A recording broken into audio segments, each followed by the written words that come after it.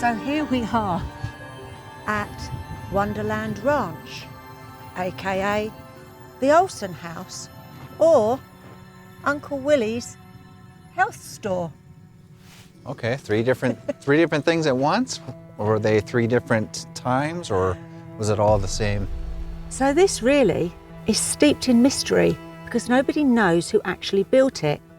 It's called the Olsen Ranch because they do know that a family moved in 1944, which is after the LA Sheriff Deputy Worth Bagley was shot and killed. But that's another story.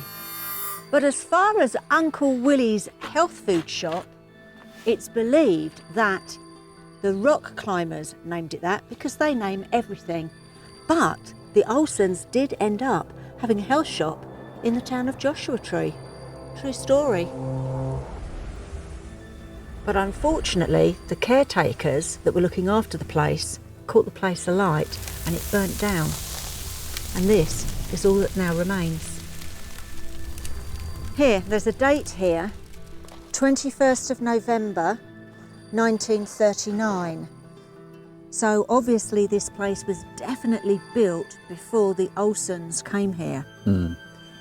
Which makes you think that Bagley owned the place. So this looks like it could have been some sort of water cistern. Yeah, maybe the well? Well, they did actually have running water here and electricity. And it's cool, I mean, you see here lying down all the bricks still where this wall's collapsed, and it's like the mortar spots where the bricks were and everything else. But can you imagine, I mean, 2,400 square foot is huge. Yeah. So, I mean, it wasn't, they actually extended it, the Olsens extended it. It must have been the envy of everybody around.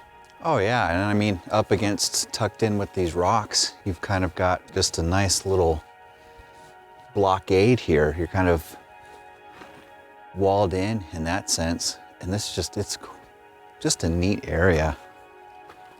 It's beautiful. And it's very pink. Yeah. So there's some sort of structure there, maybe like some sort of entrance. And then looking at it, I think that possibly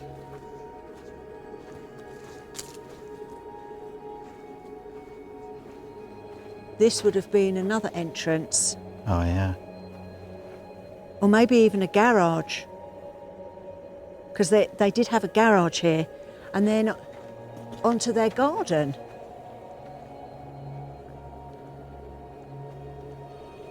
Now there is a photograph. I haven't been able to find it. If I can find it, we'll pop it in. There's one photograph taken in the 70s of this place prior to the caretakers burning it down. Be interesting to see.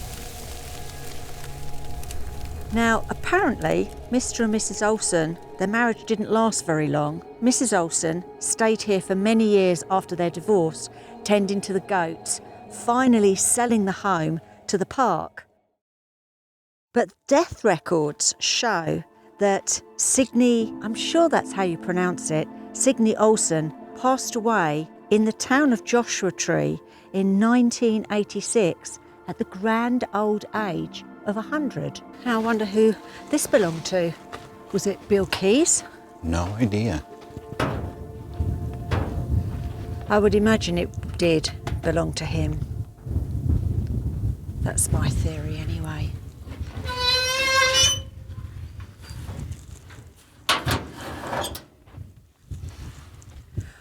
Oh, it's got a wood back. Yeah, so it was a truck. 1940s.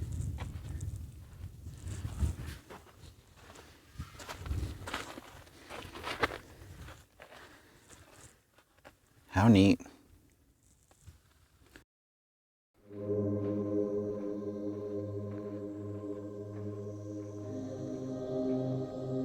Legendary pioneer Bill Keys, who owned a lot of the mining claims in this area, didn't have a particularly good relationship with his neighbour, the Deputy Sheriff Worth Bagley. And they had a massive argument about land rights or water rights. Now, the story goes that Worth Bagley was lying in wait to ambush Bill Keys. He fired a shot and missed, but he wasn't so lucky. Bill Keys pulled the trigger, shot and killed him dead on this spot. What's tucked away in here? Hidden deep within the undergrowth. It's the backside of a vehicle.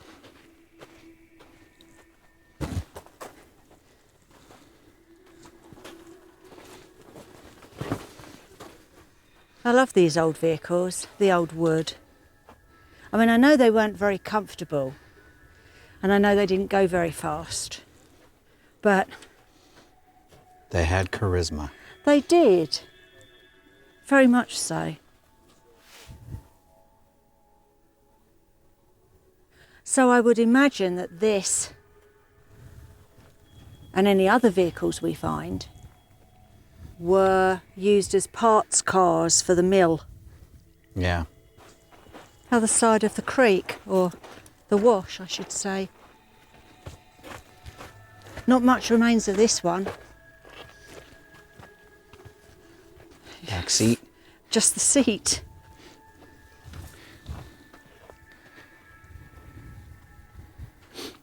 Surprised there isn't a cutout of Elvis and Marilyn Monroe in the back of that. Wow, what a beauty.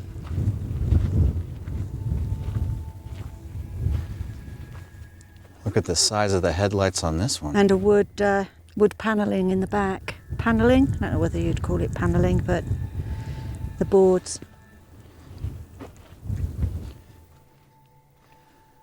So neat. Now, I was talking to a park ranger a while ago, and there used to be several more cars here. And while the park was closed during a winter storm, somebody, and they don't know how they did it, because the actual gates were down at the main entrance, you know, closed, somebody came in and stole one of the old vehicles. They must have had a trailer as well, got it onto the trailer and got it out of the park, and it stumped the rangers because they don't know how they did it. Wow. So it would have had to have come over the mountains and gone over all the mining roads. And there it is. Now, this was built by Bill Keys and operated intermittently between 1930 and 1966. Prior to milling operations, other activities also took place in this area. Native Americans used the natural wood sources and rock shelters in the vicinity. In the 1800s, William McCaney dug a well, so this became a popular cattle watering area. The most recent activity here was the search for the ever-elusive precious metal of gold. In 1928, Warren Booth and Earl McInnes filed a claim in the well site. They built a cabin and named it the Wall Street. And it's really cool that this is preserved the way it is. You get a chance to kind of see, again, bringing their carts full up here, wheel them up to the top there, dump them down into the grizzly, which would then separate out the chunks and whatnot, and then we're going to a rock crusher, crush them down even more to the guy waiting down. It's neat that the amount of work and everything that went into some of these places, and then again, way out here. It's really cool. It was a tough way to make a living. Well, that's certainly well worth the trip. Yeah, it's neat.